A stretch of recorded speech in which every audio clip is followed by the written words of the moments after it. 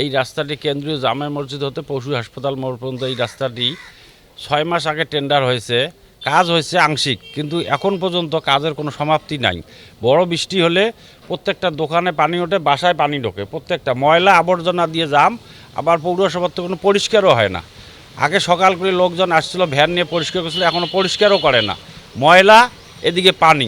আমরা এলাকার লোক, আমরা ট্যাক্স দেই, কিন্তু আমি পৌরসভার থেকে কোনো সুযোগ সুবিধা পাচ্ছি না। পৌর প্রশাসন নীরব, ওরা তো এসির বলতে বসে থাকে, কোনো খোঁজ খবর নাই।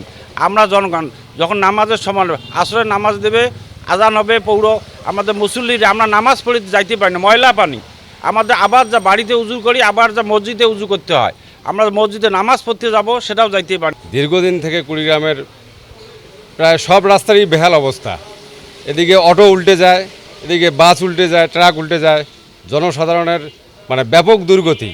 আমি চাই এটার খুব তাড়াতাড়ি নিরসন হোক, সমস্ত রাস্তাঘাট ঠিক হয়ে যাক তাড়াতাড়ি, জনগণের দুর্ভোগ কমে যাক। এই রোডের কাজ অর্ধেক খনন করে রাখার পর থেকে ওই অবস্থায় রোড কাজ বন্ধ হয়ে আছে। আমাদের মনে করেন এখানে অল্প একটু বৃষ্টি, 10 মিনিট বৃষ্টি হলে আমার দোকানের পাশেই আমার দোকান, এই দোকানের মধ্যে রাত্রে বৃষ্টি হলে রাত্রে আর ঘুমাইতে পারি না, এমন অবস্থা হয়ে যায় যে বৃষ্টি কতক্ষণ থাকে অতক্ষণ আমাদেরকে মনে করেন জাগনা থাকা লাগে, যে মালের ক্ষয়ক্ষতি। এর আগে অনেক ক্ষয়ক্ষতি হয়ে গেছিলো, আমার মালের অনেক মাল নষ্ট হয়ে গেছিলো। তা আমার আপনাদের কাছে একটাই অনুরোধ যে আপনাদের মাধ্যমে যেন এই ইয়েটা দ্রুত সমাধান যেন আসে। অবশেষে স্বস্তির বৃষ্টি হয়েছে কুড়িগ্রাম এবং তার আশেপাশের এলাকায়।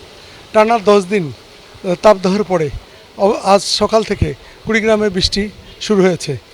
তাপমাত্রা অনেক কমেছে, মানুষের কিছুটা শান্তি ফিরে এসেছে। যদিও আবহাওয়ার এই বৈচিত্র্যতায় মানুষের যে কষ্ট এটি কমে গেছে, তারপরেও কুড়িগ্রাম শহরে টানা বৃষ্টির কারণে বিভিন্ন এলাকায় পানি জমে আছে। আমি এই মুহূর্তে আছি কুড়িগ্রাম শহরের প্রধান বাজারে। বাজারের মধ্যেই প্রায় 1 হাঁটু পানি, একদিকে ময়লা, একদিকে পানি। এজন্য মানুষের দুর্ভোগের শেষ নেই। কুড়িগ্রাম শহরের জেলা প্রশাসন চত্বর, জজকোট মোড়, ফায়ার ব্রিগেড চত্বর, রৌমারি পাড়া সহ হাসপাতাল পাড়া এবং কুড়িগ্রাম বাজারের যে রাস্তাঘাটে পানি জমে আছে, মানুষের যেন দুর্ভোগের শেষ নেই। এই পৌরসভার এই পানি জমে যাওয়ার কারণটি হচ্ছে যে প্রতিটি ড্রেন ব্যবস্থা সম্পূর্ণ ভেঙে পড়েছে। একদিকে ড্রেনেজ ব্যবস্থার যে এই বৃষ্টির পানি এই ড্রেনেজ ব্যবস্থা দিয়েই যাওয়ার যে কথা ছিল, এটি একদম বন্ধ হয়ে গেছে এবং রাস্তায় ময়লার স্তূপ পড়ে আছে। পৌরসভা কর্তৃপক্ষ দেখেও যেন না দেখার ভান করে আছে।